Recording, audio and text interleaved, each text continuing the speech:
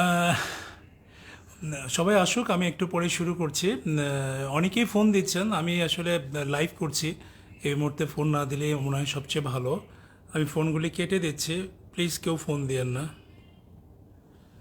আসসালামু আলাইকুম, ভালো আছি ব্রাদার। আমার মনে হয় একটু ওয়েট করি, সবাই আসুক, আসলে আমরা লাইভ থেকে শুরু করি। মিঠু ভাই কেমন আছেন? আলহামদুলিল্লাহ ভালো আছি। আসসালামু আলাইকুম মিঠু ভাই। বস আসসালামু আলাইকুম। আসসালামু আলাইকুম।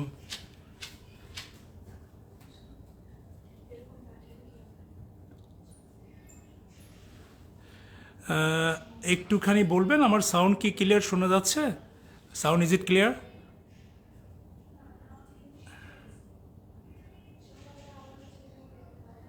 সালাম ভাই, thank you. Miss you sir, thank you.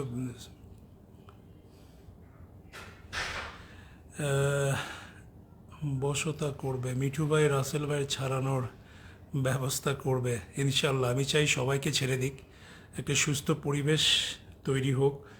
E commerce সেক্টরে যে অস্থিরতা চলছে সেটা কেটে যাক। আমরা মনে হয় একটু ওয়েট করি, সবাই আসুক, আসলে আমরা মনে হয় শুরু করি।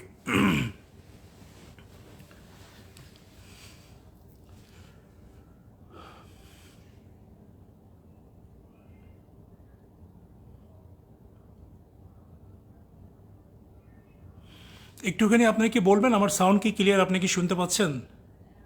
যদি একটু লিখতে না, yes it is clear, thank you very much.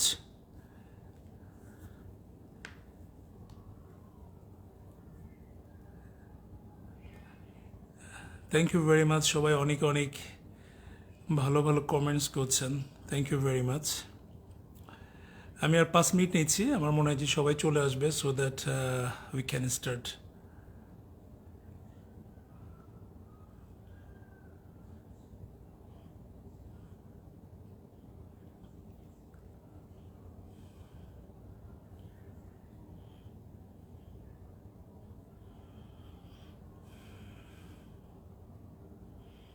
সালাম ভাই, রাকিব ভাই, thank you very much, sound clear. আমরা মনে হয় এনিওয়ে অনেকেই চলে আসছে, আমরা মনে হয় শুরু করতে পারি। গুড ইভিনিং এভরিওয়ান, আসসালামু আলাইকুম। বরাবরের মতোই আপনার সাথে আপনাদের সামনে হাজির হয়েছে। অবশ্য আজকে একটু ডিফারেন্ট টপিক নিয়ে আলাপ করার জন্য আপনাদের সামনে আসা বেসিক্যালি। আমি গত গত গত লাইভেও আপনাদের সাথে অনেক খোলামেলা আলাপ করেছিলাম, বাট লাস্ট লাইভে আমি অনেক আসলে অনেক এক্সাইটেড ছিলাম, অনেক মেন্টাল প্রেশারে ছিলাম। আই এম সো সরি আপনাদের কাছে, আপনাদেরকে অনেকে হয়তো বকাবকি করেছে, আপনাদেরকে অনেক হয়তো কটু কথা বলেছি, তার জন্য আই এম সো সরি। আসলে সবসময় সব কিছু আসলে সহসাই মেনে নেওয়া যায় না। এনিওয়ে, তো এই জিনিসগুলো আপনারা অনেকেই বোঝার চেষ্টা করেছেন, বুঝতে পেরেছেন, তার জন্য আপনাদেরকে অনেক অনেক ধন্যবাদ। আমি গত লাইভে এসে বলেছিলাম যে আমাদের আনন্দের বাজারের সমস্ত কার্যক্রম আমরা স্থগিত করছি অফিসিয়ালি, এবং তার পরিপ্রেক্ষিতে আমি বলেছিলাম যারা আমাদের আমি আনন্দের বাজারে আগে প্রথমে আমি আমার যারা কাস্টমার আছেন তাদের সঙ্গে তাদের ইস্যু নিয়ে কথা বলবো, তারপরে টোটাল ই কমার্স সাইট নিয়ে কিছু কথা বলতে চাই আপনাদের সাথে, কেন আমাদের এই প্রবলেমগুলি হলো, কেন আমরা প্রবলেম ফেস করছি এবং কী করলে আমরা এখান থেকে বেরিয়ে যেতে পারি, সেই ইস্যু নিয়ে আপনাদের সাথে ডিসকাস করতে চাই। তো প্রথমে যেটা আমি বলতে চাই সেটা হচ্ছে যে লাস্ট লাইভে আমি বলেছিলাম আমাদের সাথে যারা আছেন এবং যারা অর্ডার করেছিলেন তাদের এই অর্ডারগুলি আমরা গুগল শিট আমি শেয়ার করেছি, একদিনের মধ্যে আমি শেয়ার করেছি। সেখানে হয়তো গুগল শিটের প্রপার ইনফরমেশনগুলি হয়তো আমরা আরেকটু সময় পেলে আরও ভালোভাবে আপনাদের সাথে শেয়ার করতে পারতাম।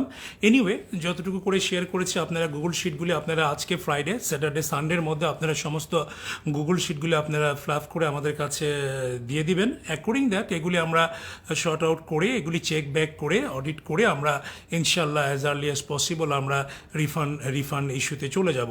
সো এটা নিয়ে কারো কোনো কনফিউশনের কিছু নেই। অনেকেই ইস্যুগুলি পজিটিভলি নিয়েছেন, আবার অনেকেই রিউমার ছড়াচ্ছেন, অনেকেই কমপ্লিকেটেড করছেন। আসলে তো সবার মেন্টালিটি এক না, all fingers are not equal, so all people are not equal. So এর মধ্যেই ভালো কিছু থাকবে, খারাপ থাকবে, এই ভালো মন্দ নিয়েই আমাদের চলতে হয়। আজকে ই কমার্সের যে অবস্থা, এটা আসলে গুটি কয় ভালো তো আছে, ম্যাক্সিমাম লোকই ভালো, যারা খারাপ তাদের জন্য আজকের এই পরিস্থিতি আসলে হয়েছে, এটা আমি আগেও বলেছি, এখনও বলছি। কেন হয়েছে এই জিনিসগুলো আমি আপনাদের কাছে বলতে চাই। তো অনেকেই, আমি কালকে সকাল থেকে অনেকের সাথে কথা বলেছি, অনেকের সাথেই আমার হোয়াটসঅ্যাপে চ্যাট হয়েছে, কথা হয়েছে। আমি দেখেন বরাবরই মতো আজকেও বলছি, আমি আসলে একটা গুড ইন্টেনশন নিয়ে এই ইন্ডাস্ট্রিতে এসেছিলাম এবং গুড ইন্টেনশন নিয়েই আমি বিজনেস শুরু করেছিলাম এবং অ্যাকর্ডিং দ্যাট বিজনেস আমরা করছিলাম। আজকে দেখেন আমরা আনন্দের বাজারের আমাদের যে অফিসের কার্যক্রম ছিল, এটা যারা আপনারা আমাদের অফিসে এসেছিলেন এবং তারা সবাই জানেন, আমাদের বরাবরই আমরা কিন্তু আমাদের যে কমিটমেন্ট ছিল সেই কমিটমেন্ট অনুযায়ী কিন্তু আমরা ডেলিভারিগুলি করছিলাম। এবং আমি সর্বপ্রথম বলেছিলাম যে প্রত্যেকটা ই কমার্সের থেকেই অন টাইম ডেলিভারি যাতে করা হয় সে ব্যাপারে কিন্তু আমি ভয়েস রেজ করেছিলাম। আমি কিন্তু কাস্টমার ফ্রেন্ডলি এবং আমি আপনাদের সাথে খুব ক্লোজলি কিন্তু মেশার চেষ্টা করি। সেই দিক থেকে আমি আপনাদের জিনিসগুলো জানার চেষ্টা করি এবং আপনাদের যে মেন্টালিটি, ওই সেম মেন্টালিটি একজন কাস্টমার হলো আমারও সেটাই হতো। সেই পয়েন্ট অফ ভিউ থেকে কিন্তু আমি সবসময় অন টাইম ডেলিভারি করে আসছিলাম। দেখেন আমার কিন্তু কোনো ব্যাকলগ নেই, আনন্দের বাজারে কোনো ব্যাকলগ নেই। রানিং যে লাস্ট যে ক্যাম্পেইনটা ছিল আনন্দের কার্নিভাল, সেই কার্নিভালের আমাদের ডেলিভারিগুলি চলছিল এবং সব কিছুই কিন্তু স্মুথলি আমরা অ্যাকর্ডিং আওয়ার কমিটমেন্ট সেগুলি কিন্তু আমরা স্মুথলি ডেলিভারি করছিলাম। তো রানিং ক্যাম্পিংয়ের মধ্যে আমাদের কিন্তু অলমোস্ট 20% আমরা কিন্তু ডেলিভারি করেছি। যে রেস্ট অফ 80% বা 70-80% ডেলিভারি আছে, সেটারও আমরা কিন্তু ডেলিভারি করতে চাই এবং স্মুথলি ডেলিভারি করতে চাই। সামহাও আমরা স্টাক আপ হয়ে গিয়েছি। আসলে তো এটা তো দিন শেষে তো ইজ এ মানি ম্যাটার্স। আমি আপনাকে বললাম যে আমি আপনাকে দিব, কিন্তু সেক্ষেত্রে আমি যদি আপনাকে প্রোভাইড করতে না পারি, আলটিমেটলি লাইবিলিটিসটা কিন্তু আমারই আসে। সো ইন দ্যাট সেন্স আমরা কিন্তু বিশেষ করে আমি আপনাদের কাছে অন টাইম ডেলিভারি করতে সবসময় পছন্দ করি এবং আমি কিন্তু কখনোই ডিলের পক্ষে না। কারণ আমি কিন্তু আগে বলতাম যে স্পেশালি আমি 3টা ব্যাপারে focus: on time delivery, best price and quality products.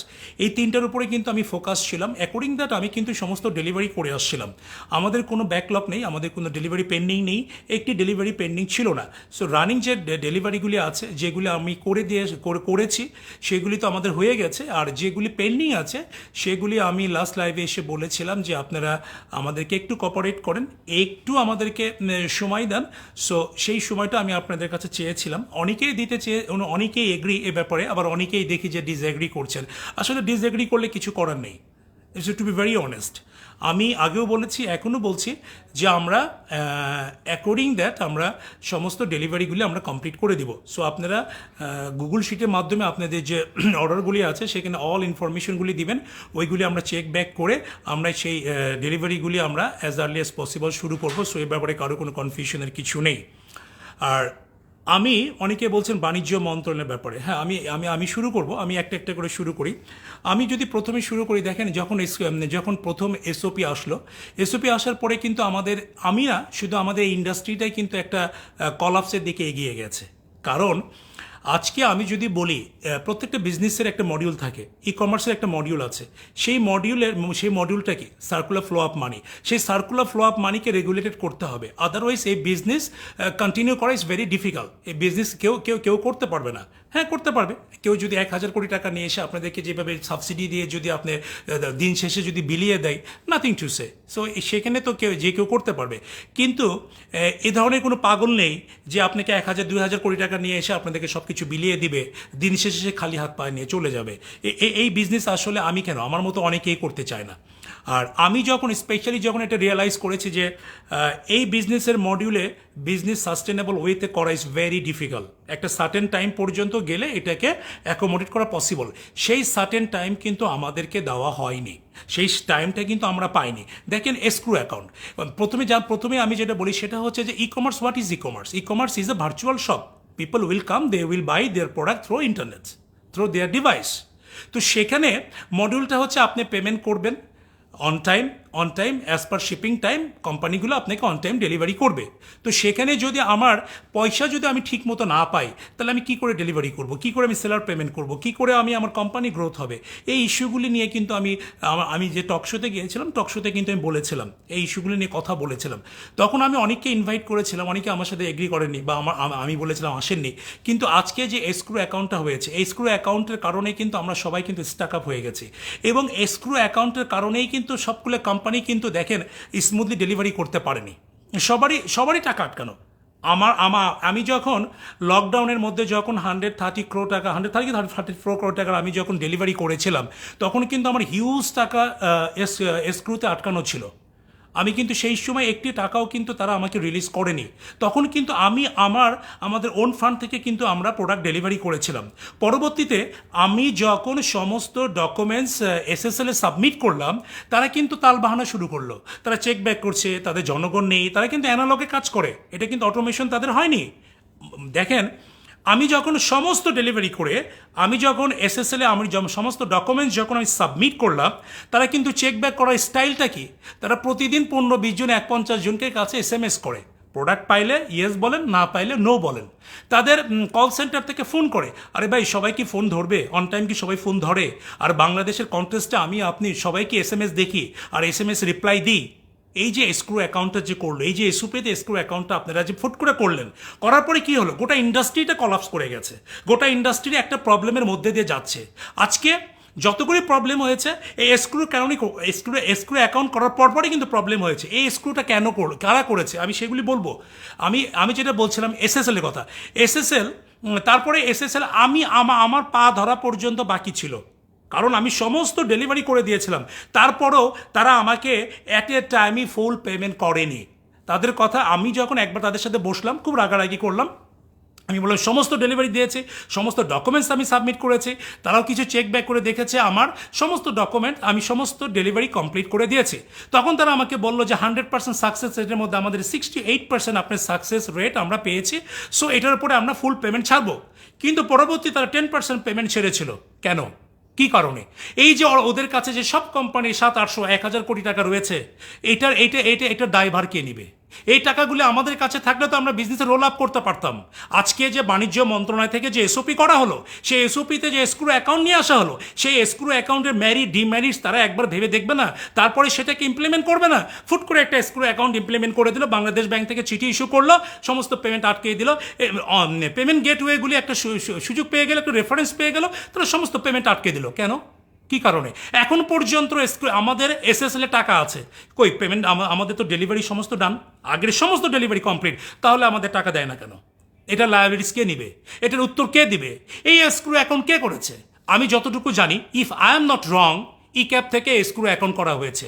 ই ক্যাবের কে করলো? তমাল সাহেব করলো। আরে তমাল সাহেবের তো কোনো ই কমার্স অর্গানাইজেশনই নেই, সে তো কোনো ই কমার্স ওন করে না, সে বছরের পর বছর ই ক্যাবের জেনারেল সেক্রেটারি হিসাবে আছে। How come? আরেকজন আছে আসিফ আনাফ, কথা কিছু না হলে লেখালেখি শুরু করে। আপনাদের দায়িত্ববোধটা কোথায়? আজকে এত বড় একটা ইন্ডাস্ট্রি, এই যে ইন্ডাস্ট্রি, এই ইন্ডাস্ট্রিটা হচ্ছে মাননীয় প্রধানমন্ত্রীর স্বপ্নের সাথে জড়িত। মাননীয় প্রধানমন্ত্রী একটা ডিজিটাল বাংলাদেশ গড়ে তুলতে চায়, তার একটা স্বপ্ন আছে, সেই স্বপ্নের part of E commerce is a part of digitalization. সেই স্বপ্নটার সাথে আমাদের এই বিজনেসটা ইনভলভ। আজকে আমি কনফিউজ, মাননীয় প্রধানমন্ত্রী যদি আজকে এই ইস্যুগুলি জানতেন, আমার মনে হয় প্রবলেম সলভ হয়ে যেত। কারণ উনি ই কমার্সের পক্ষে, উনি চান স্টার্ট আপ, যারা ইয়াং জেনারেশন আছে তারা বিজনেস শুরু করুক, স্টার্ট আপ নিয়ে কাজ করুক। কিন্তু এই ইনফরমেশনগুলি আমার মনে হয় যে ওনার কাছে নাই।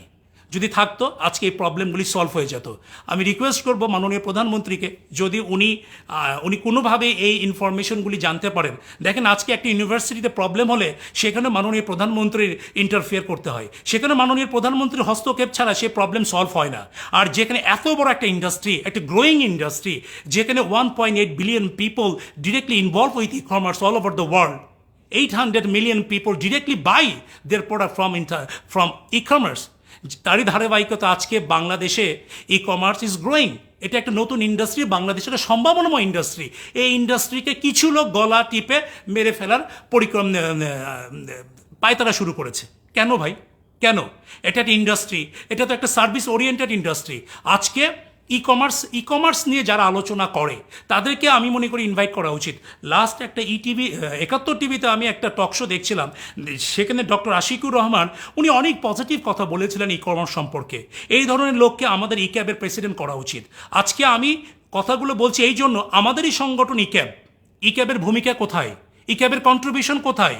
আজকে গার্মেন্টস শিল্পের যদি কোনো প্রবলেম হয়, সেখানে বিজিএমই যে মন্ত্রণালয়ে বসে তাদের সমস্ত প্রবলেম সেখানে উত্থাপন করে সেই প্রবলেমটাকে সলভ করে সেই রেজাল্টটা তারা নিয়ে আসে। কিন্তু আজকে আমাদের ই ক্যাব, আজকে শমিকা স্যার উনি কী করেন, আজকে তমাল সাহেব কী করেছেন? তমাল সাহেবের সাকসেস, আসিফ আনাবেরদের সাকসেস হচ্ছে গরুর হাটে এসক্রু অ্যাকাউন্টকে ইম্পোজ করা। আরে ভাই, এসক্রু অ্যাকাউন্ট মানে কি? আই এম শিওর আপনি এসক্রু অ্যাকাউন্ট মানে জানেন না। যদি জানতেন তাহলে এসক্রু অ্যাকাউন্ট গরুর হাটে নিয়ে যেতেন না। গরুওয়ালা কি এসক্রু অ্যাকাউন্ট বোঝে বাংলাদেশের কন্টেস্টে? হ্যাঁ, আপনি হাটে যাবেন, টাকা দেবেন, গরু পছন্দ হবে, গরু কিনে নিয়ে চলে আসবেন। এখন আপনি এখন টাকা নিয়ে যাবেন, টাকা রাখবে তমাল সাহেব, টাকা আপনার কাছেই রাখলাম, গরুওয়ালার কাছ থেকে গরু নিলাম, গরুওয়ালা আপনাকে বললো তমাল ভাই উনি তো গরু নিয়ে গেছে, তাহলে আমার পেমেন্টটা দেন। আপনি আমারে বলবেন যে মিঠু সাহেব আপনি কি গরু পেয়েছেন, পেমেন্ট করেছেন? আচ্ছা আচ্ছা, আপনি গরু পেয়েছেন, আচ্ছা তাহলে ওনাকে পেমেন্টটা দেন। এই হচ্ছে আপনাদের পলিসি। এইভাবে কোনো ই কমার্স চলতে পারে, এইভাবে একটা ইন্ডাস্ট্রি চলতে পারে। এই ইন্ডাস্ট্রিটা কি, প্রথমে সেটা আগে বোঝার চেষ্টা করেন না। এটা তো একটা ভার্চুয়াল শপ, এটা একটা virtual shop, physical shop, virtual shop. Physical শপে কি হয়? ফিজিক্যাল শপে আমরা যাই, পেমেন্ট করি, প্রোডাক্ট কিনি, চলে আসি, অল দ্য সেম। যেটা আমরা ফিজিক্যাল শপে না যাই, সেটা আমরা একটা ভার্চুয়াল শপের মাধ্যমে একটা সিস্টেমের থেকে আমরা প্রোডাক্ট পারচেস করছি। এটার জন্য আমাদের তো অনেক সেট আপ আছে। আমাদের এখানে প্রায় 150 পিপল দে আর ওয়ার্কিং। প্রত্যেকটা কোম্পানিতে একটা একটা একটা একটা এমপ্লয়মেন্ট তৈরি হয়েছে, একটা কর্মসংস্থান তৈরি হচ্ছে। আরে ভাই, সেই কর্মসংস্থান তো আপনারা করেন না। আজকে কথা বললে তো অনেক কথা বলা যায়, আপনারা ভালো কিছুর পক্ষে কাজ করেন না। আজকে এই ইন্ডাস্ট্রিকে গলা টিপে হত্যা করার জন্য আপনারা একত্রিত হয়েছেন। এটা কি কোনো এটি কারোর জন্যে করছেন, কারো ইন্টারেস্টে করছেন, নাকি লোকাল যত স্টার্ট আপ আছে সব স্টার্ট আপ বন্ধ হয়ে যাক? এর আগে তো অনেক বন্ধ হয়ে গেছে, কিকসা বন্ধ হয়ে গেছে, পিকাবো মনে হয় এখন চলে কিনা আমি জানি না, বাগডোম বন্ধ হয়ে গেছে। প্রিয় সব আগে একটা ভালো একটা স্টার্ট আপ ছিল, কই প্রিয় সব তো আস্তে আস্তে ডুবে যাচ্ছে কেন? তাহলে কি লোকাল স্টার্ট আপগুলি সব বন্ধ হয়ে যাবে? ইভ্যালি একটা ব্র্যান্ড তৈরি হয়েছিল বাংলাদেশে, সেটাকে আপনার সাস্টেন করতে দেননি। তাকে সে সময় চেয়েছিল। একটা ইন্ডাস্ট্রি কি হয়, একটা ইন্ডাস্ট্রি আপনি যদি পার্শ্ববর্তী দেশ ইন্ডিয়াতে দেখেন, eBay they are doing very good, Amazon কাজ করছে, ফ্লিপকার্ট আছে, মান্ত্রা আছে, কই তাদের তো সেখানে প্রবলেম নেই। আমাদের দেশে কেন প্রবলেম শুরু হলো? প্রবলেমটা কোথায়? আমি অনুরোধ করব আমাদের বাণিজ্য মন্ত্রণালয়ের কাছে, যারা নীতিমালার সাথে জড়িত আছেন, এটা একটা ইন্ডাস্ট্রি, একটা growing industry, day by day popular হচ্ছে। শুধু যে বাংলাদেশে তা না, অল ওভার দ্য ওয়ার্ল্ড। আজকে আপনি ঘরে বসে একটা সার্ভিস আপনি নিচ্ছেন, সেখানে আপনি তো একটা সার্ভিসের পরিবর্তে একটা তো আপনি পেমেন্ট আপনি করবেনই। সেইটাও যদি আপনি পারফেক্টলি করেন, প্রত্যেকটা ই কমার্স, প্রত্যেকটা স্টার্ট আপগুলি সার্ভাইভ করে যাবে। কিন্তু সেটা করার জন্য তো একটা সুষ্ঠু যে নীতিমালা আপনারা বলছেন, আমরা নীতিমালা পক্ষে, আমরা আইনের পক্ষে, আমরা কিন্তু আইনের প্রতি শ্রদ্ধাশীল। আমরা বলছি না যে আমরা আইনের বিপক্ষে। সো দ্যাট আপনারা যদি একটা ভালো নীতিমালা করেন, যে নীতিমালাটা আমাদের জন্য ভালো, যারা কাস্টমার আছে তাদের জন্য সেফ, তারা যেন একটা কমফোর্ট জোন যেন একটা পায়, তারা যেন হোয়াট এভার তারা ইনভেস্ট করুক বা একটা প্রোডাক্ট কিনুক, সেই প্রোডাক্টটা যেন তারা as per shipping time, on time delivery পায়। সেই জন্য একটা ইকোসিস্টেম, একটা ভালো একটা প্ল্যাটফর্ম করার জন্য একটা নীতিমালা হওয়া উচিত, যে নীতিমালার মাধ্যমে আমরা কোম্পানিগুলোকে সাস্টেনেবল ওয়েতে এগিয়ে নিয়ে যেতে পারি। আর আজকে আমি সরি টু সে, আমি শমী আপাকে পছন্দ করি, কিন্তু শমী আপা, আমি আপনাকে কয়েকদিন আগে আপনার 71 টিভিতে একটা টক শো দেখছিলাম, সেখানে মিথিলা ছিল, অনেকেই ছিলেন আপনারা। মিথিলার কিছু প্রশ্নের উত্তর আপনি দিতে পারেননি। এবং আপনি as a president, E cabinet president হিসাবে আপনার কী কন্ট্রিবিউশন, এটা আমাদের চোখে পড়ে না, সরি টু সে, আমাদের চোখে পড়ে না। এবং যারা কাস্টমার আছে তাদেরও চোখে পড়ে না। আপনারা কেন তাহলে ই ক্যাবের প্রেসিডেন্ট, কেন তাহলে এই চেয়ারে আছেন ফর দ্য লং টাইম? কেন? এটা কি বাপদাদার পৈতৃক সম্পত্তি? ছেড়ে দেন না। আর ডক্টর আশিকুর রহমানের মতো যারা ইকোনমিস্ট আছেন, যারা ভোকাল, যারা ভয়েস রেজ করতে পারে, যারা ব্যবসা বোঝে, যারা ব্যবসাকে লিড দিতে পারে, তাদেরকে সুযোগ করে দেন না, তাদেরকে সেই চেয়ারে বসতে দেন না। কই, এত বড় একটা ইন্ডাস্ট্রি, এত বড় একটা সংগঠন, আপনারা তো ইলেকশন করেন না। আপনি কেন, কিভাবে এসছেন, এটা আপনারাই ভালো জানেন। বছরের পর বছর সেই চেয়ার আপনাদেরকে আগলে ধরে থাকতে হবে? থাকেন, সমস্যা নেই, কিন্তু আপনাদের এন্ড থেকে যে কন্ট্রিবিউশনটা আমরা এক্সপেক্ট করি সেটা তো আপনারা করছেন না। সেই দায়িত্বটুকু তো আপনারা পারফেক্টলি আপনারা করছেন না। আজকে যদি সে আপনাদের এন্ড থেকে যদি আপনি দায়িত্বটা যদি পালন করতেন, তাহলে এত আজকে ইন্ডাস্ট্রি এত বড় একটা প্রবলেম হতো না। আপনাদের এন্ড থেকে এসক্রু অ্যাকাউন্ট করা হয়েছে, আপনাদের এন্ড থেকে এসক্রু অ্যাকাউন্টের জন্য বাণিজ্য মন্ত্রণালয়ে প্রপোজাল পাঠানো হয়েছে। কাদের সাথে করেছেন? আমাদের লোকাল স্টার্টআপদের সাথে করেছেন? I don't think so. আর করবেনই না কেন? আপনারা তো কোনো ই কমার্স ওন করেন না, আপনাদের তো কোনো ই কমার্স নাই, আপনাদের তো কোনো কোম্পানি নেই। আপনি কয়জন লোকের এমপ্লয়মেন্ট সৃষ্টি করেছেন? আজকে আমার এখানে যদি 150 জন লোক কাজ করে থাকে, 130 জন লোক কাজ করে থাকে, 130 জন ইন্টু 4 কত লোক হয়? মোর দ্যান 500 পিপুলের আমরা অ্যাকোমোডেশন করেছি, কর্মসংস্থান তো করেছি। ইউ পিপল অ্যাপ্রিসিয়েট আজকে বাংলাদেশে 18-19 কোটি লোকের দেশ বাংলাদেশ। আজকে 1 কোটি লোক সলভেন্ট আমাদের দেশে। 1 কোটি লোক যদি 18টা লোকের দায়িত্ব নেয়, রাতারাতি বাংলাদেশের বিশ্বের দরবারের মডেল হিসেবে দাঁড়িয়ে যায়, মাননীয় প্রধানমন্ত্রী মুখ উজ্জ্বল হয়ে যায়। কয়জন আসে ইন্ডাস্ট্রি করতে, কয়জন আসে স্টার্ট আপ করতে? অনেকে তো টাকা নিয়ে বিদেশে চলে গিয়েছেন। পিকে চৌধুরী চলে গেছেন, কই তাকে নিয়ে তো প্রেস কনফারেন্স করেননি। ওই দিন আমি দেখছিলাম 90,000 কোটি টাকা ইন্ডাস্ট্রিয়াল লোন, 90,000 কোটি টাকা ইন্ডাস্ট্রিয়াল লোন, যেখানে টু থার্ড ডিফল্টার, তার মানে 60,000 কোটি টাকা ডিফল্টার। কই এগুলি নিয়ে তো আপনারা কথা বলেন না, এগুলি নিয়ে তো প্রেস কনফারেন্স করেন না। আজকে সবাই মিলে ই কমার্সের পিছনে লেগেছেন। আজকে ওই দিন আমি ইনিটসের সিও মার্শাল সাহেব লাইভে এসে প্রচণ্ডভাবে হাউমাউ করে কাঁদলেন। কেন ভাই আপনি কাঁদেন কেন? প্রবলেম কই? প্রতিবাদ করেন, কোম্পানি সমস্ত কার্যক্রম বন্ধ করে দেন। এভাবে তো কোম্পানি চলতে পারে না। আমরা যারা একটা স্টার্ট আপ তৈরি করেছি, আমরা যারা ইনভেস্টমেন্ট করেছি, তাদের ইনভেস্টমেন্টের তো কোনো সিকিউরিটি নেই। তাদের ইনভেস্টমেন্ট নিয়ে কেউ কোনো কথা বলে না, তাদের ইনভেস্টমেন্ট নিয়ে কেউ কথা বলার চেষ্টাই করে না, বরং কিভাবে লোকাল স্টার্ট আপদেরকে গলা টেপে মেরে ফেলা হবে সেই পাই তারা শুরু করছে। আজকে ই ক্যাবের ভূমিকা কোথায়? আজকে শমিকা ইসরের ভূমিকা কোথায়? আমি মনে করি শমিকা ইসরের উচিত আগামীকাল রিজাইন করা এবং সেখানে একজন ভালো লোককে অ্যাসাইন করা, যে এই ইন্ডাস্ট্রির জন্য কাজ করতে পারবে, যে ইন্ডাস্ট্রিকে লিড দিতে পারবে। আর ওনার ই ক্যাবে যিনি তমাল সাহেব আছেন, তমাল সাহেব আপনার অফিসের লোক আপনার বিরুদ্ধে সমালোচনা করে, আপনার লোক আপনার বিরুদ্ধে বাজে কমেন্টস করে, সেই প্রত্যেকটা রেকর্ড আমি আমার মোবাইল রেকর্ড করে রেখেছি আপনার এবং আসিফ আনামের নামে। আপনাদের কোনো ই কমার্স অর্গানাইজেশন নেই, কিভাবে আপনারা এত বড় একটা অর্গানাইজেশন জেনারেল সেক্রেটারি হিসাবে কাজ করেন? আপনারা কেন করেন? You should resign. আপনাদের ই কমার্সে আশিকুর রহমান সাহেবের মতো লোকের আসা উচিত, যারা পজিটিভ কথা বলে, যারা ইন্ডাস্ট্রি নিয়ে ভাবে, যারা সেন্সেবল, তাদেরকে এখানে বসানো উচিত। পারফেক্ট লোককে যদি আমরা অ্যাসাইন না করতে পারি, তাহলে ভালো কোনো আউটপুট আমরা পাবো না। আমাদের উচিত, সময় এসেছে কথা বলার। আমার মনে প্রত্যেকের এন্ড থেকে কথা বলা উচিত, ই ক্যাবকে ঢেলে সাজানো উচিত। যেহেতু ই ক্যাবের কোনো অ্যাক্টিভিটিস আমার চোখে পড়ছিল না, আমি পার্সোনালি চোখে দেখছিলাম না, এই জন্য আমি একটি ই কমার্স ওনার অ্যাসোসিয়েশন করতে চেয়েছিলাম।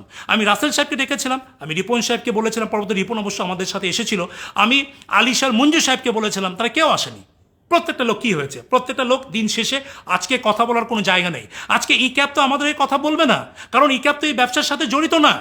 আজকে শমিকা ছাড়া তো কোনো কোম্পানি ওন করে না, আজকে তমাল তো কোনো কোম্পানি ওন করে না। আজকে ই ক্যাবে যারা কমিটিতে আছে, একটা লোকেরও কোনো ই কমার্স কোম্পানি নেই। তো ওরা কি করে বুঝবে? ওরা কোনো এমপ্লয়মেন্ট তৈরি করে? ওরা এমপ্লয়মেন্ট করে না, ওরা বিভিন্ন কোম্পানির থেকে চান্দা নেয়, পিকনিক করে, আর গরুর হাটে এসক্রু অ্যাকাউন্ট ইম্পোজ করে। এসক্রু অ্যাকাউন্ট সম্পর্কে আগে জানেন, পড়েন, তারপরে এসক্রু অ্যাকাউন্ট ইম্পোজ করতে চান। এটা একটি দোকানে এসক্রু অ্যাকাউন্ট ইজ নট অ্যাপ্লিকেবল। হ্যাঁ, এটার পরবর্তীতে আপনার কি করতে চান সেটা নিয়ে আপনাদের আলোচনা করা উচিত ছিল।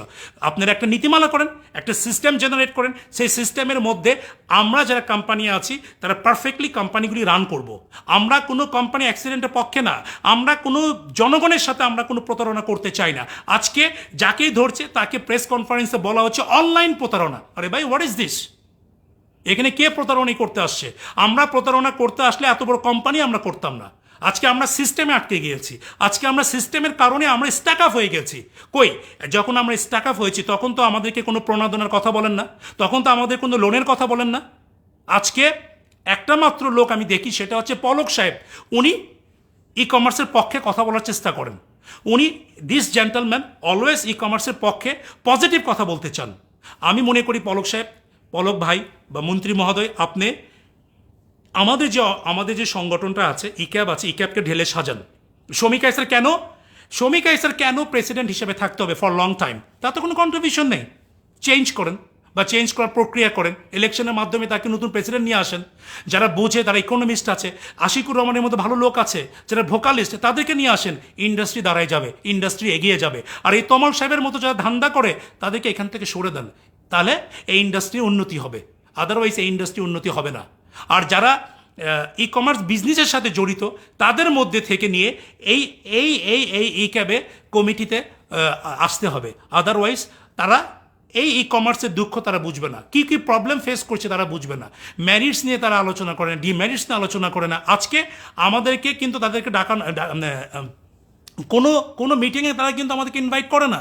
আমরা যে কী প্রবলেম ফেস করছি সেই প্রবলেমটা তারা কিন্তু আলোচনা করে না, কোনো সময় করেনি, এখনও করেনি, আগামী তো করবে বলে আমার ডাউট। ওই দিন আমি বিভিন্ন টক শোতে ই ক্যাবের থেকে ই ক্যাবকে নিয়ে আপনারা টক শো করেন, ই ক্যাবের কী ভূমিকা, আজকে যে ইন্ডাস্ট্রিতে এত বড় একটা প্রবলেম ইজ গোয়িং অন, সেখানে তাদের কী কন্ট্রিবিউশন এটা আমরা জানতে চাই, কাস্টমাররা জানতে চাই, আমাদের চোখে পড়ে না। সো দ্যাট আমার মনে হয় যে পলক সাহেব এই জিনিসটা নিয়ে আপনি একটুখানি দেখবেন। আসলে একটা সম্ভাবনাময় খাত এই ইন্ডাস্ট্রিটা, এই যে প্রবলেমগুলি আছে, এই প্রবলেমগুলো যদি অ্যাজ আর্লি অ্যাজ যদি সলভ না হয়, তাহলে আমরা খুব কমফোর্টের জন্য থাকতে পারবো না এবং আমরা সাস্টেনেবল ওয়েতে বিজনেস করতে পারবো না। আমার মনে হয় যে প্রবলেমগুলি নিয়ে ইমিডিয়েটলি বসে একটা সলভ করা উচিত এবং একটা সুষ্ঠু নীতিমালা করেন, যে নীতিমালার মাধ্যমে কাস্টমারের এন্ড থেকে কাস্টমার যেন সেফ থাকে এবং কোম্পানিগুলো যেন তাদের প্ল্যানিং অনুযায়ী যেন বিজনেসটাকে স্মুথলি রান করতে পারে, একটা সাস্টেনেবল ওয়েতে যেন আমরা যেন চালাতে রান করতে পারি। তো আমার মনে হয় এই জিনিসগুলো আপনি দেখবেন এবং আমার মনে হয় যে ইমিডিয়েটলি এই প্রবলেমগুলি সলভ হবে বলে আমি মনে করি। আর যেখানে আরেকটা জিনিস যে বলতে চাচ্ছিলাম সেটা হচ্ছে যে আমি একটুখানি বলি, সরি টু সে, ই ক্যাবকে আমার মনে হয় ই ক্যাবের কোনো কিছু সরকারের বাণিজ্য মন্ত্রণালয় থেকে অ্যাকসেপ্ট করা উচিত না। বাণিজ্য মন্ত্রণালয়ের কাছে আমি রিকোয়েস্ট করব, বাংলাদেশে যত লোকাল স্টার্ট আপ আছে প্রত্যেকের এমডি সিওকে নিয়ে একটা মিটিং করে আমাদের কি প্রবলেম হচ্ছে, আমরা কি প্রবলেম ফেস করছি সেগুলি জেনে একটা সুষ্ঠু নীতিমালা, একটা সুষ্ঠু সিস্টেম আপনারা করে দেন। সেই সিস্টেমের মধ্য দিয়ে আমরা যারা গুড ইন্টেনশনে এই ইন্ডাস্ট্রিতে এসেছিলাম, আমরা বিজনেসটা যাতে স্মুথলি এগিয়ে নিয়ে যেতে পারি, আমার মনে হয় তাহলে আমরা এই ইন্ডাস্ট্রিটা টিকবে, এই ইন্ডাস্ট্রিটার জন্য ভালো কিছু হবে। আর আরেকটা জিনিস আমি বলতে চাই, আর কোনো কারো স্বার্থে যদি এরা যদি কাজ করে, কাদের সাথে কাজ করতেছে সেটাও আসলে এখন ভেবে দেখার ইস্যুজ আছে। আমার মনে হয় ইউনো ভেরি ওয়েল, আপনারা সব কিছুই বোঝেন। আমার মনে হয় যে অ্যাজ আর্লি অ্যাজ পসিবল একটা সুন্দর একটা নীতিমালা আসবে, যে নীতিমালা আমাদের জন্য একটা পজিটিভ হবে এবং সেই নীতিমালার উপরে আমরা যারা লোকাল স্টার্ট আপ আছি, আমি না, প্রত্যেকটা কোম্পানি যেন স্মুথলি আমরা বিজনেস রান করতে পারি এবং একটা সাস্টেনেবল ওয়েতে যেন আমরা বিজনেসটাকে এগিয়ে নিয়ে যেতে পারি। আজকে দেখেন, আমাদের প্রত্যেকের একটা স্বপ্ন ছিল যে মানুষের যখন স্বপ্নটা ভেঙে যায় তখন মানুষ স্বাভাবিকভাবে কষ্ট পায়। আমার কোম্পানিটা ছিল আমার লাইকে বেবি, আমি আমার বেবির মতোই সেটাকে নার্সিং করতাম, আমি 17-18 ঘন্টা কাজ করতাম, আমার কিন্তু একটা প্ল্যানিং ছিল, সেই সময়টা কিন্তু আমাদেরকে দেওয়া হয়নি, সেই সময়টা কিন্তু আমরা পাইনি। এনিওয়ে, আশা করছি সরকার সেই হয়তো মন্ত্রণালয় সেই ইস্যুগুলি দেখবে এবং ইস্যুগুলি দেখে একটা সুন্দর নীতিমালা করবে, যে নীতিমালার মাধ্যমে আমরা এগিয়ে যেতে পারবো। আর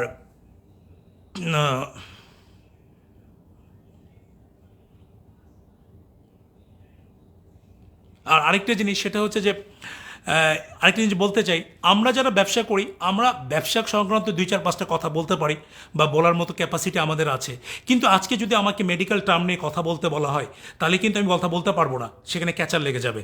সো আমার মেডিকেল টার্ম নিয়ে কথা বলাটা উচিত হবে না, আমাকে ইনভাইটও করা উচিত হবে না। অর্থাৎ আমি বলতে চাই যারা ই কমার্স সংক্রান্ত যাদের নলেজ আছে, যারা নলেজেবল, তাদেরকে ইনভাইট করা উচিত এবং তাদেরকে নিয়ে আলোচনা করে একটা ভালো প্ল্যাটফর্ম তৈরি করা উচিত। আমি লাস্ট 71 টিভিতে মিথিলাকে একটু বলতে চাই, অনেকে আপনারা ইনভাইট করেন, ই কমার্স রিলেটেড যারা ইকোনমিস্ট তাদেরকে ইনভাইট করেন, তাদেরকে নিয়ে টক শো করেন, তাহলে আমার মনে হয় যে ভালো একটা ডিসিশন বেরিয়ে আসবে। আমার মনে হয় আশিকুর রহমান সাহেবকে সামনে নিয়ে আসা উচিত। দিস জেন্টলম্যান, আমি যতটুকু ওনার বক্তব্য শুনেছি, উনি very positive e commerce industry নিয়ে। উনি ব্যাংকের রেফারেন্স টেনেছেন, উনি ই কমার্সের রেফারেন্স টেনেছেন, উনি একটা বিজনেস মডিউলের রেফারেন্স টেনেছেন। প্রত্যেকটা বিজনেসে একটা মডিউল থাকে, সেই মডিউলের উপর কিন্তু আপনাকে ফোকাস করতে হবে। আর আর যদি আপনি অন্য কোনো লোক নিয়ে আসেন তারা কিন্তু কমপ্লিকেটেড করে, সেই সমস্ত লোকদেরকে ইনভাইট করে লাভ নেই। আমার মনে হয় যে প্রত্যেকটা, আমি বাণিজ্য মন্ত্রণালয়ের কাছে অনুরোধ করব, আপনার নেক্সট যে কোনো মিটিং হবে আপনারা আমাদের প্রত্যেকটা ইন্ডাস্ট্রির সিও এমডিদেরকে নিয়ে বসে আলোচনা করে আমরা কি প্রবলেম ফেস করছি, আমাদের কি প্রবলেম হচ্ছে সেগুলি জেনে যদি একটা প্রপার একটা ভালো প্ল্যাটফর্ম একটা এসওপি করেন, সেই এসওপিতে এই ইন্ডাস্ট্রিটা এগিয়ে যাবে। এই ইন্ডাস্ট্রিটা অপর সম্ভাবনাময় একটা ইন্ডাস্ট্রি, যেখানে আজকে যে বলা হয়েছে যে 6-7 হাজার কোটি টাকার মার্কেট, সেটা 2 বছর পরে আরও 15-20 হাজার কোটি টাকার মার্কেট হবে। সেই ইন্ডাস্ট্রিটা এইভাবে নষ্ট হয়ে যেতে পারে না। আজকে লোকাল স্টার্ট আপ, লোকাল কোম্পানিগুলি যদি দাঁড়াতে না পারে, তাহলে কি ফরেন কোম্পানিগুলি এসে ব্যবসা করবে? এটা যদি হয় নাথিং টু সে। আমার মনে হয় যে আমরা যারা লোকাল স্টার্ট আপের সাথে জড়িত আছি, আমাদেরকে সেই সুযোগ সুবিধাগুলি দেওয়া উচিত। তাহলে আমরা আমাদের এই অ্যাক্টিভিটিসগুলি আমরা স্মুথলি চালাতে পারবো, এবং আমাদের যে একটা প্রত্যেকটা মানুষেরই একটা গোল থাকে, সেই গোলে আমরা পৌঁছাতে পারবো। ভাই রাইট, তুষারের কথা বলেন। আসলে ডক্টর তুষারের কথা, তুষার সাহেব নাও এডেস উনি খুব ভালো ভালো কথা বলছে। আমি লাস্ট 2-3 ডেজ দেখছিলাম উনি পজিটিভ কথা বলছে ই কমার্স সম্পর্কে। এর আগে ওনার নেগেটিভিটি ছিল, এর আগে উনি ই কমার্স নিয়ে অনেক ব্যাড কমেন্টস করেছেন। এটা হয়তো উনি নিজে থেকে রিয়েলাইজ করতে পেরেছেন যে না, আসলে আমি যেটা বলেছি সেটা ভুল বলেছিলাম, আসলে এটা আমার বলাটা ঠিক হয়নি। কিন্তু লাস্ট ফিউ ডেজ উনি ভেরি পজিটিভ কথা বলছেন ই কমার্স নিয়ে। আশা করি আমরা যারা আগে ই কমার্স নিয়ে যারা নেগেটিভ ডিসকাস করতেন, নেগেটিভিটি ছিল, তারা সবাই আস্তে আস্তে এটা বোঝার চেষ্টা করছে, এবং আস্তে আস্তে সবাই কিন্তু এই ব্যাপারে পজিটিভ হচ্ছে। সো আমার মনে হয় যে তুষার সাহেব আগে যে নেগেটিভিটি তার মধ্যে ছিল, সেটা অনেকখানি ওখান থেকে উনি বেরিয়ে আসছে, এবং এটা আস্তে আস্তে উনি পজিটিভ ডিসকাশন উনি করছেন। আমার মনে হয় যে শুধু তুষার সাহেব না, যারা এর আগে যারা ব্যাড কমেন্টস করছেন তারাও কিন্তু এখন পজিটিভ ডিসকাশন করছে। আসলে মূলত আমরা কি প্রবলেম ফেস করছিলাম, এই প্রবলেমগুলি আসলে আমরা সরকারের কাছে রিস্ক করতে পারিনি। এই জন্যই আমি ই কমার্স ওনার অ্যাসোসিয়েশন করতে চেয়েছিলাম, যাতে করে আমরা 10-12 জন একসাথে বাণিজ্য মন্ত্রণালয়ের সাথে বসতে পারি, বাংলাদেশের সাথে বসতে পারি, ইভেন তো মাননীয় প্রধানমন্ত্রীর কাছে যেও আমরা বসতে পারি। কারণ উনি এই ইন্ডাস্ট্রির পক্ষে, কারণ উনি তো একটা ডিজিটাল বাংলাদেশ গড়ে তুলতে চান, উনি একটি সমৃদ্ধশালী বাংলাদেশ গড়ে তোলার জন্য কাজ করছেন। উনি চান 2041 সালের মধ্যে একটি সমৃদ্ধশালী বাংলাদেশ গড়ে তোলার জন্য। তার জন্য তো শুধু উনি একা কাজ করলে হবে না, সরকার, সিভিল সোসাইটি, প্রাইভেট সেক্টর, গণমাধ্যমের বন্ধুরা থেকে শুরু করে সবাইকে কাজ করতে হবে, তাহলেই কিন্তু আমরা সেখানে রিচ করতে পারি। সো মাননীয় প্রধানমন্ত্রী উনি এই ইন্ডাস্ট্রির পক্ষে, কিন্তু দুঃখজনক হলো সত্য, এই সঠিক ইনফরমেশনটা আমরা মনে হয় ওনার কাছে পৌঁছাতে পারছি না। যদি উনি জানতেন, এতদিন এই প্রবলেমটা সলভ হয়ে যেত। উনি যে কোনো প্রবলেমই জানার সাথে সাথে কিন্তু সলভ হয়ে যায়।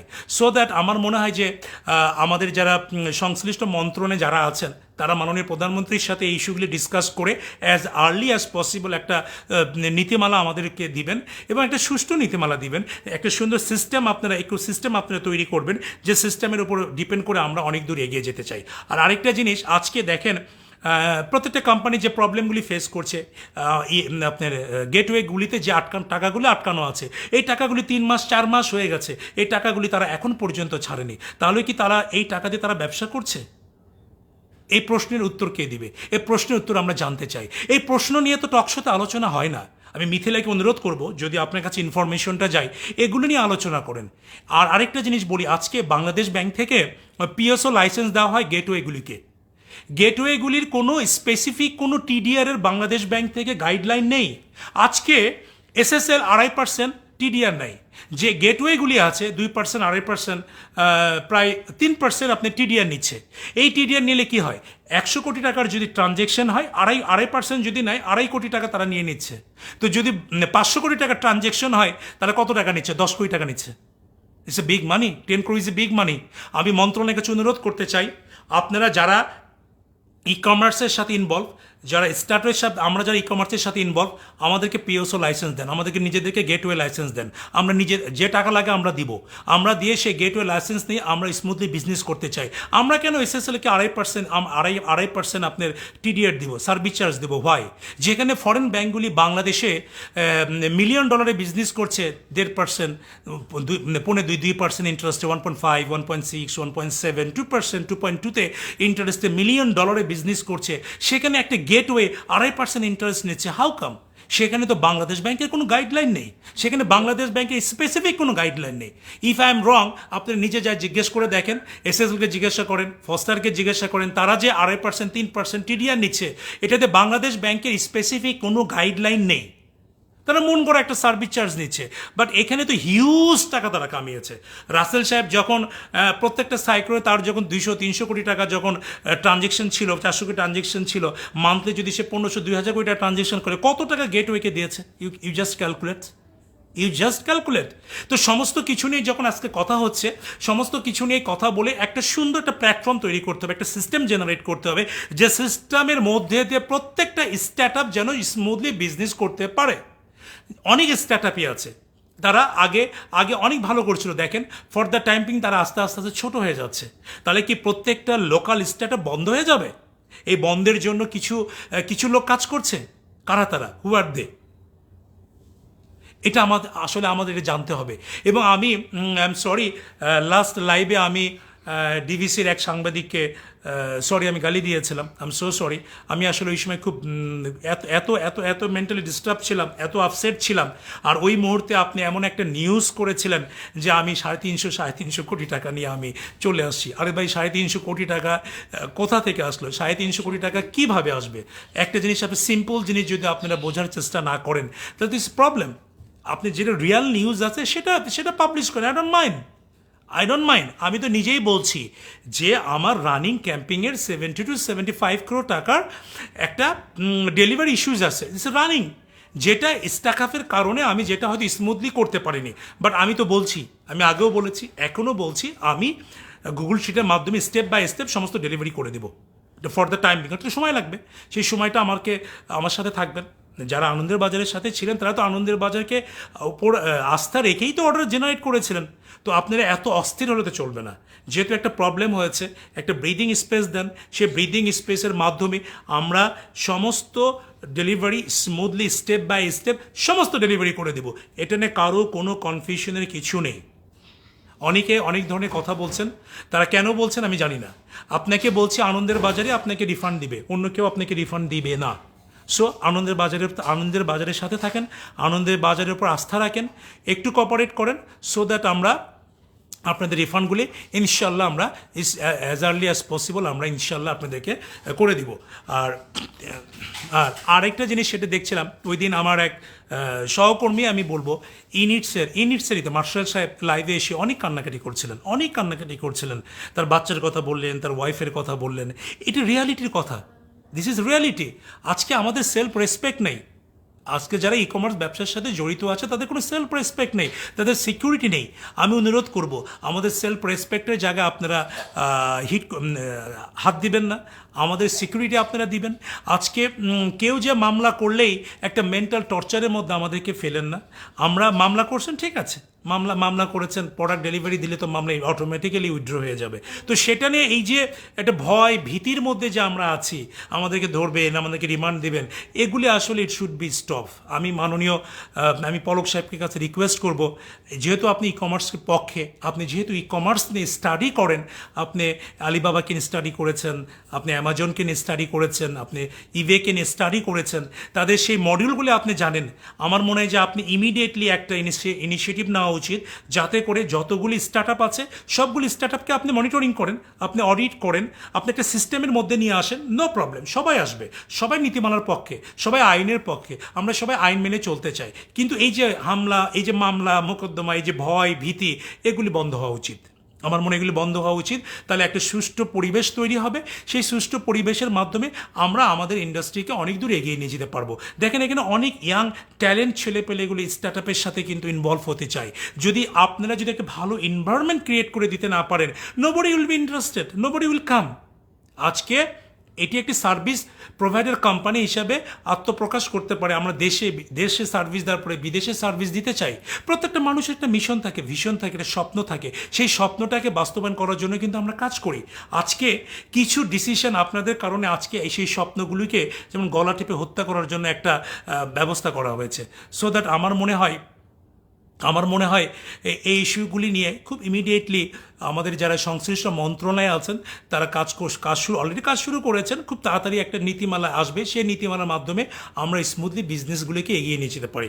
আমি হয়তোবা আমার কার্যক্রম বন্ধ করে দিয়েছি। যদি ভালো কোনো নীতিমালা হয়, হয়তো আমি আবারও হয়তোবা এই বিজনেসের সাথে নিজেকে অ্যাকোমোডেট করতে পারি। কিন্তু যদি নীতিমালাটা যদি প্রপার না হয়, আমি হয়তো আসবো না। কারণ যারা আছে আমি তাদের জন্য বলছি। আমার মনে হয় এই জিনিসগুলি আমার মনে হয় চিন্তা করা উচিত। আর আমি মনে করি রাসেল সাহেবের মুক্তি দেওয়া উচিত। রাসেল সাহেবের যেহেতু কাস্টমারদের সাথে তার একটা কমিটমেন্ট ছিল এবং সে সময় নিয়েছিল, কাস্টমার তাদেরকে সময় দিয়েছিল, আমার মনে হয় সেই সময় তাকে সে বিজনেসের সুযোগ দেওয়া উচিত। আর একটা শুধু দেখেন, আপনি শুধু ডিমেরিটস নিয়ে চিন্তা করলে হবে, এটা ম্যারিটসও আছে। আজকে রাসেল সাহেবের 47 লক্ষ লোক কাস্টমার, 4.7 মিলিয়ন তার সাবস্ক্রাইবার আছে। তারা যদি একটা করে প্রোডাক্ট কিনেন, তারা যদি 200 টাকা করে তাকে প্রফিট দেন, আমার মনে হয় যে তার যে লায়াবিলিটিস আছে এটা ফর দ্য টাইমিং সেটা ওভারকাম করতে পারবে। 1 কোটি প্রোডাক্ট বিক্রি করলে যদি 100 টাকা করে প্রোডাক্ট প্রফিট করে 100 কোটি টাকা, 200 টাকা 200 কোটি টাকা। তো তার যে লায়াবিলিটিসে আপনার কথা আমরা শুনেছি বা তিনি বলেছেন, আমার মনে হয় সেটা ফর দ্য টাইমিং এটা সে ওভারকাম করে বেরিয়ে আসতে পারবে। আর রিপন সাহেবকেও আমার মনে হয় রিলিজ করে দেওয়া উচিত, কারণ তার যে লায়াবিলিটিস 250 crore টাকা সেটা প্রোডাক্ট ডেলিভারি করতে হবে এবং তার গেটওয়েতে আটকানো আছে 395 crore টাকা। তার মানে এক্সেস সারপ্লাস টাকা তার কাছে আছে। তো গেটওয়েগুলি তার টাকা কেন ছাড়ছে না, এটা নিয়ে কেন আপনার টকশোতে আলোচনা করেন না? রিপন সাহেবও তো অনেক জায়গায়, অনেক ভাই সব টেলিভিশনে তো বিজ্ঞাপন দিয়েছে, আপনি তো তার কাছে বিজ্ঞাপন নিয়েছেন, তার জন্য একটা টকশো করেন, সেখানে আশিকুর রহমান সাহেবের মতো লোকজনকে ইনভাইট করেন। এমন কাউকে ইনভাইট করেন না যা তার মধ্যে নেগেটিভিটি আছে। অনেক সময় আমি অনেককে নাম মেনশন করছি না, অনেকে ইনভাইট করেন, তারা তো করতে করতে সময় চলে যায়। তো আমার মনে হয় যে যারা পজিটিভ রিগার্ডিং দিস ইন্ডাস্ট্রি তাদেরকে নিয়ে টকশো করলে আমার মনে হয় সবার জন্য উপকার হবে, একটা ভালো নীতিমালা হবে, সেই ইন্ডাস্ট্রিগুলির জন্য একটা ভালো গাইডলাইন আসবে, তারা একটা ভালো একটা গাইডলাইন নিয়ে ডিসকাস করতে পারবেন। আর যারা আছে তা এমন কাউকে নিয়ে আসেন না যারা নেগেটিভিটি, যাদের মধ্যে কমপ্লেক্স কাজ করে এই জিনিসটাকে কমপ্লিকেটেড করে ফেলে। আমার মনে হয় এই জিনিসগুলি আমাদের সবার এন্ড থেকে যদি আমরা একটু চিন্তা করি, তাহলে আমরা একটা ভালো কিছু করতে পারবো এবং ভালো একটা নীতিমালা আমাদের সামনে তৈরি হবে। আর আমাদের মধ্যে যদি আমরা নিজেরা যদি একটা প্রবলেম ক্রিয়েট করি, তাহলে আমরা সেখানে মনে হয় রিস্ক করতে পারবো না। আর যারা লোকাল স্টার্ট আপ আছেন, আমি তাদেরকে বলতে চাই, কান্নাকাটি করবেন না। কান্নাকাটি করেন কেন? আপনি কি কাপুরুষ? আপনি তো ছেলে মানুষ, আপনি প্রতিবাদ করেন। আপনি দরকার হলে আপনার কোম্পানির সমস্ত কার্যক্রম অফ করে দেন, অফ করে দিয়ে বলেন যাদের অর্ডার আছে তাদের অর্ডারগুলি আমরা আস্তে আস্তে ডেলিভারি করে দেবো। আমি জানি আমি জানি অনেকগুলি স্টার্ট আপই প্রবলেমে আছেন, অনেকেই প্রবলেমে আছেন। আজকেও আমার সাথে কথা হয়েছে 2-3 জনের জন্য, তারা প্রবলেমে আছেন। তা আমি তাদেরকে বলেছি ফেস করেন, সামনে এসে কথা বলেন। ভিতরে থাকলে আপনি প্রবলেমে পড়বেন। সো দ্যাট আমাদের সবার উচিত সামনে এসে কথা বলতে হবে। কথা না বললে তো প্রবলেম সলভ হবে না। এই যে প্রবলেমগুলি আছে, এই প্রবলেমগুলি মাননীয় প্রধানমন্ত্রীর কান পর্যন্ত পৌঁছে দিতে হবে। উনি নিশ্চয়ই জানেন না, উনি যদি জানতেন তাহলে এই প্রবলেম এতদিন সলভ হয়ে যেত।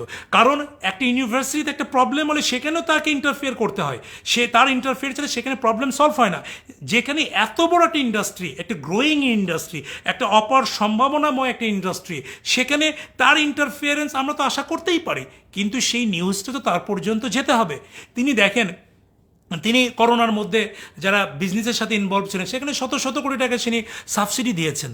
তিনি যদি জানেন এই বিজনেসে তিনি সাবসিডি দিবেন, আজকে বিদেশে, আজকে ইন্ডিয়াতে সরকার তাদেরকে সাপোর্ট দেয়, ব্যাঙ্কগুলো তাদেরকে সাপোর্ট দেয়, আমাদের কোনো সাপোর্ট দিচ্ছে না, তাহলে কীভাবে একটা ইন্ডাস্ট্রি গ্রো করবে?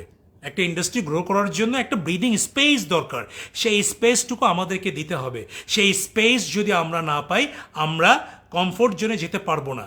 আমাদের প্রত্যেকের আমরা জানি, দেখেন আজকে সপাপ 950 কোটি টাকা ফরেন ইনভেস্টমেন্ট পেয়েছে, আজকে পিকাবু পেয়েছে, আজকে সিন্দাবাদ পেয়েছে, আজকে অনেক কোম্পানি কিন্তু ভেঞ্চার ক্যাপিটালিস্ট পাচ্ছে। ফরেন ইনভেস্টররা কিন্তু এই ইন্ডাস্ট্রিতে ইনভেস্ট করার জন্য ইন্টারেস্টেড, কিন্তু সেই এনভায়রনমেন্টটুকু কিন্তু আমাদের নাই। সেই পরিবেশটা আমাদের তৈরি করতে হবে। সেই পরিবেশটা তৈরি করার জন্য কাস্টমারের এন্ড থেকেও একটা কপারেশন লাগবে, আমাদের সরকারের এন্ড থেকেও আমরা একটা কপারেশন চাই। আর আমরা তো চেষ্টা করি, আমরা যারা আছি তারা ফরেন লোনের জন্য চেষ্টা করছি, আমরা ভেঞ্চার ক্যাপিটাল নিয়ে কথা বলছি, আমরা একটা সার্টেন টাইমের পরে আমরা শেয়ার মার্কেটে যাওয়ার প্ল্যান করছি। এই যে এই প্ল্যানিংয়ের জন্য তো আপনি একটা টাইম ফ্রেমিং দরকার, একটা ব্রিদিং স্পেস দরকার। সেই ব্রিদিং স্পেস তো আমাদেরকে দিতে হবে। যদি সেই ব্রিদিং স্পেস যদি আমাদেরকে না দেন, তাহলে আমরা তো সেই জায়গাতে রিচ করতে পারবো না। আরে কিছু বিচ্ছিন্ন ঘটনা ঘটবেই, তাই বলে কি গোটা ইন্ডাস্ট্রি সাফার করবে? তাই বলে কি গোটা ইন্ডাস্ট্রি খারাপ? Not that. সো আমি মনে করি, আমি অনেক কথাই বললাম, তো আমি আশা করব, আমি রিকোয়েস্ট করব মাননীয় মন্ত্রী মহোদয় পলক সাহেবকে, যেহেতু আপনি আপনাকেই দেখি সবসময় পজিটিভ কথা বলতে।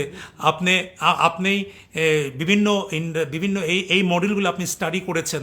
আপনি একটা ভালো ইনিশিয়েটিভ নেন যাতে করে এই ইন্ডাস্ট্রি দাঁড়িয়ে যায়, যাতে করে একটা সিস্টেমের মধ্যে আমরা যারা সবাই কাজ করতে পারি, এখানে যারা কাস্টমার আছে তাদেরও যেন একটা কনফিডেন্স ক্রিয়েট হয়, তারাও যেন একটা সেফ জোনে থাকতে পারে, একটা কমফোর্ট জোনে থাকতে পারে, এবং প্রত্যেকটা কোম্পানি যেন ডিসকাউন্ট থেকে শুরু করে এমন একটা সিস্টেম করেন সেই সিস্টেমের মধ্যে আমরা যেন সবাই চলে একটা কমফোর্ট জোনে যেতে পারি, এবং প্রত্যেকটা কাস্টমারকে যেন আমরা as per shipping time on time delivery করতে পারি।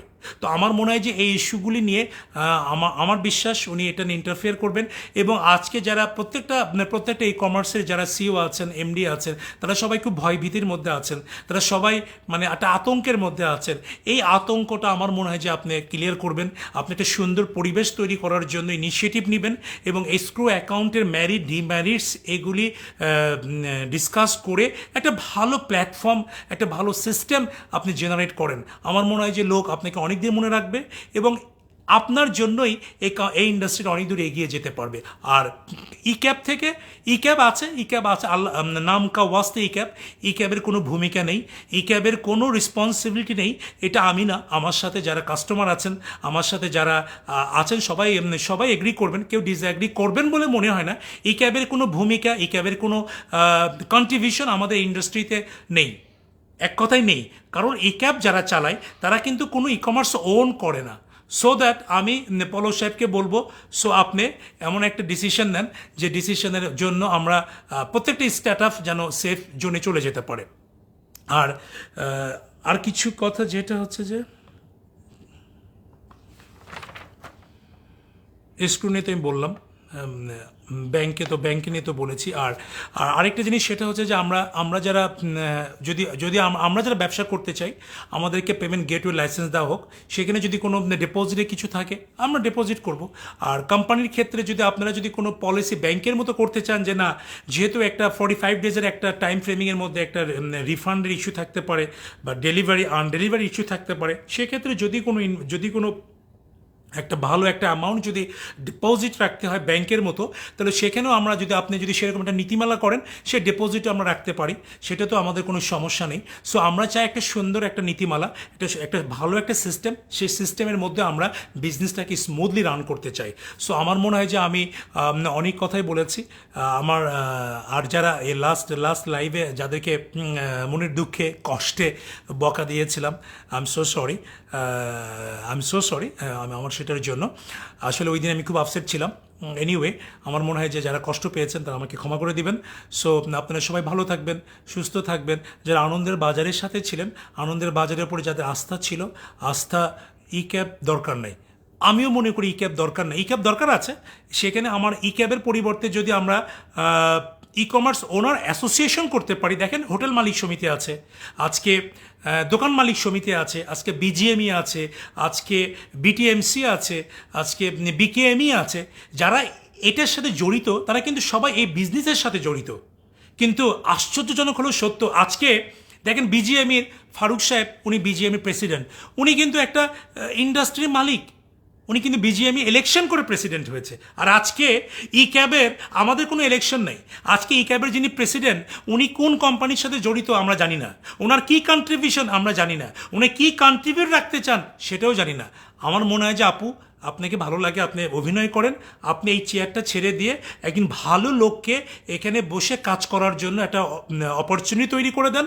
আমার মনে হয় আশিকুর রহমানের মতো লোকেরকে আপনি ই ক্যাবের প্রেসিডেন্ট আপাতত করেন, আপনি রিজাইন করেন। উনি আসার পরে একটা নীতিমালা করতে পারবে, সরকারের সাথে কথা বলতে পারবে, বাণিজ্য মন্ত্রণালয়ের সাথে কথা বলতে পারবে, বাংলাদেশ ব্যাংকের সাথে কথা বলতে পারবে। যার এই ধরনের ক্যাপাসিটি আছে তাকে মনে হয় এখানে নিয়ে আসা উচিত। আর এই যে সেক্রেটারি তমাল, এই যে আসিফ আনাম, এদেরকে চেঞ্জ করে ঢালাওভাবে এই ই ক্যাবটাকে সাজাতে হবে। আদারওয়াইজ এই ইন্ডাস্ট্রির জন্য এদের কাছ থেকে কোনো ভালো কিছু ডিসিশন আসবে না, তারা সরকারের সাথে বসে ভালো কিছু করবে না for this industry. So that আমার মনে হয় যে ভালো যারা আছে তাদেরকে আসার অপরচুনিটি করে দেন। আমার মনে হয় যে তাহলে ভালো কিছু হবে, ইন্ডাস্ট্রির জন্য উপকার হবে, ইন্ডাস্ট্রিটা এগিয়ে যেতে পারবে। আমার মনে হয় যে আপনি আমার কথা শুনে হয়তো রাগ করতে পারেন, কিন্তু আমি রিয়ালিটির কথাটা বলছি। আপনার এই যে একটা ক্রাইসিস পিরিয়ড যাচ্ছে, এই পিরিয়ডে আপনার কোনো কন্ট্রিবিউশন আমাদের চোখে পড়ে না, আপনার কোনো কন্ট্রিবিউশন চোখে পড়ে না। আপনার যারা টিম মেম্বার আছে, আপনার যারা কমিটিতে আছে, তাদের কোনো কন্ট্রিবিউশন আমাদের চোখে পড়ে না। কারণ আপনাদের তো কোনো ফিলিংস নাই এই ইন্ডাস্ট্রি নিয়ে। এনিওয়ে আমার মনে হয় যে এটারও একটা পরিবর্তন আসবে ইনশাল্লাহ। আমরা ভালো কিছু পাবো, একটা ভালো প্ল্যাটফর্ম পাবো, একটা নীতিমালা আসবে, সেই নীতিমালার মধ্যে দিয়ে আমরা এগিয়ে যেতে পারবো। আর ডেলিভারি আমাদের ডেলিভারি তো আগে সব ডেলিভারি আমরা করেই দিয়েছি। রানিং যেটা আছে, যেহেতু আমার সমস্ত কার্যক্রম স্থগিত আমি করেছি, সো আমি অ্যাজ পার গুগল শিটের মাধ্যমে অ্যাজ আর্লি অ্যাজ পসিবল, একটু সময় দিতে হবে কারণ আপনারা জানেন যে রিফান্ডের একটা ইস্যুজ আছে, সো এগুলো আমরা চেক ব্যাক করে আমরা সেই রিফান্ডগুলো ইনশাল্লাহ করে দেব। আর অনেক গ্রুপে অনেকেই বিভিন্নভাবে লেখালেখি করছিলেন, অনেকেই বলছিলেন, তো তাদের উদ্দেশ্যে একটা কথা বলতে চাই। আসলে আনন্দের বাজারে আমরা বাইকের এই ফান্ডেতে তো প্রবলেম, আদার্স তো কোনো প্রবলেম নেই। রিফান্ডের তো মেইন ইস্যু তো বাইক। তো বাইকটা বেসিক্যালি আমি দেখতাম, আমার সাথে সাদিদ দেখতো। সাদিদ আমার আমার বাইক ডিপার্টমেন্টের ম্যানেজার ছিল, ওই সব কিছু দেখতো, ওই ডেলিভারি থেকে শুরু করে A to Z ও দেখতো। ইদানিং আমি দেখলাম যে সেটা হচ্ছে যে ও আপনাদের মাঝে মনে হয় একটু কনফিউশন তৈরি করছে, আপনাদেরকে উস্কাই দেওয়ার চেষ্টা করছে। কেন করছে আমি জানি না। আসলে বেইমান বিট্রেয়ার সবসময় ছিল, এখনও আছে, মির্জাপুর ছিল, থাকবে। এদেরকে নিয়েই আমাদের হয়তো সামনের দিনগুলোতে পথ চলতে হবে। বাট ও একজন বিট্রেয়ার হিসাবে আমার কাছে মনে হচ্ছে, কারণ ও যে সমস্ত কাজ করছে আসলে হুইচ ইজ নট অ্যাকসেপ্টেবল। আর সাদিদের অ্যাক্টিভিটিস আপনাদের সাথে আমি শেয়ার করেছি।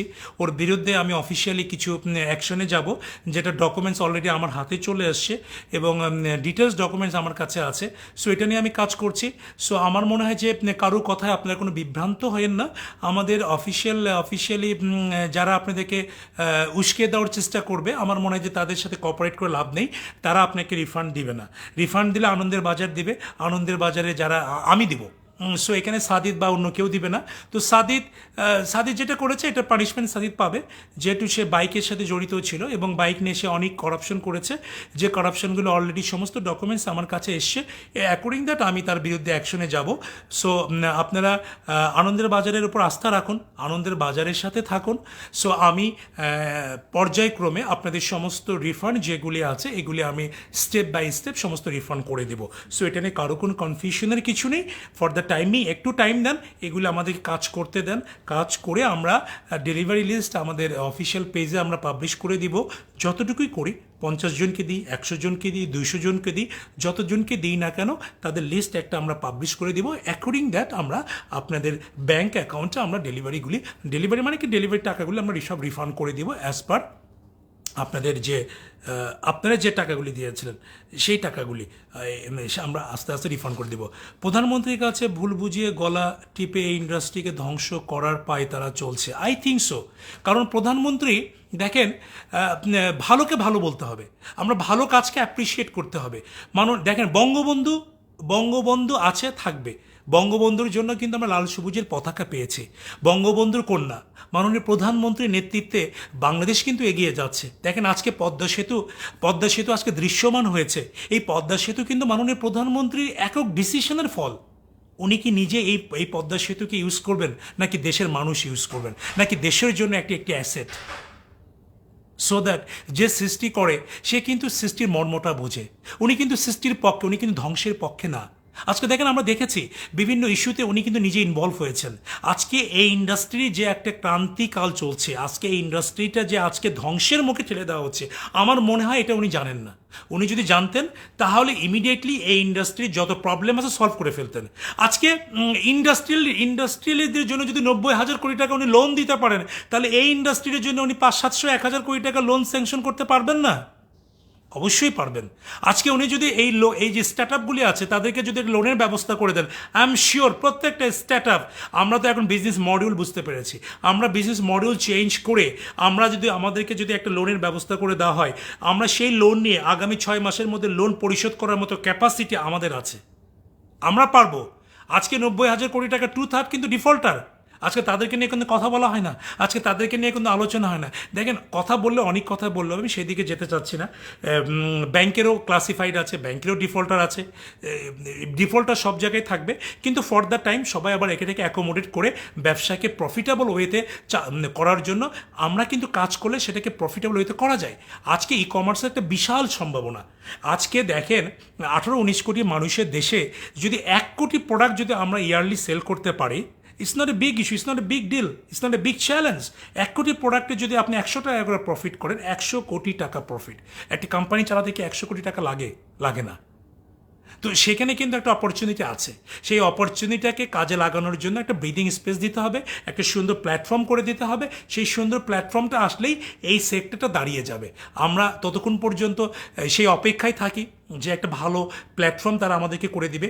সেই প্ল্যাটফর্মের মধ্য দিয়ে আমরা আমাদের ইন্ডাস্ট্রিকে ইনশাল্লাহ আগামী সামনের দিনগুলোতে এগিয়ে নিয়ে যেতে পারবো। সো আমরা মনে হয় যে আমি অনেক কথাই বলেছি, সব কথাই বলেছি, যতটুকু বলার ততটুকুই বলেছি। সো আমার ব্যাপারে কারো কোনো কনফিউশনের কিছু নেই। সো বি হ্যাপি উইথ আনন্দের বাজার। আপনাদের যতটুকু আস্থা ছিল, ভালোবাসা ছিল, ততটুকুই থাক। আপনারা আগামী রবিবারের মধ্যে আপনাদের সমস্ত গুগল শিটগুলি আপনার ফিল আপ করে আমাদের কাছে দিবেন। তারপরে সেগুলি আমরা চেক ব্যাক করে কাজ করার পরে আমরা আমাদের ফেসবুক পেজের মাধ্যমে ডিক্লারেশন দিব আমরা কিভাবে আপনাদেরকে রিফান্ডগুলি করব। সো আপনারা সবাই ভালো থাকবেন, সুস্থ থাকবেন। একেবারে আমি লাইভের শেষ পর্যায়ে এসেছি। আমার মনে হয় যে আর কিছু বলার নেই। আপনাদের যদি কোনো প্রশ্ন থাকে আমি সেগুলি একটু উত্তর দিতে পারি। আমার মনে হয় যে টাকা আমরা কিভাবে পাবো, আর টাকা আপনাদের ব্যাঙ্ক অ্যাকাউন্টে আমরা দিয়ে দিব। সো আপনারা আপনাদের ব্যাঙ্ক অ্যাকাউন্টগুলি শেয়ার করবেন। আমরা ব্যাঙ্ক অ্যাকাউন্টের মাধ্যমে আপনাদের রিফান্ডগুলি আমরা ইনশাল্লাহ এক্সিকিউট করব।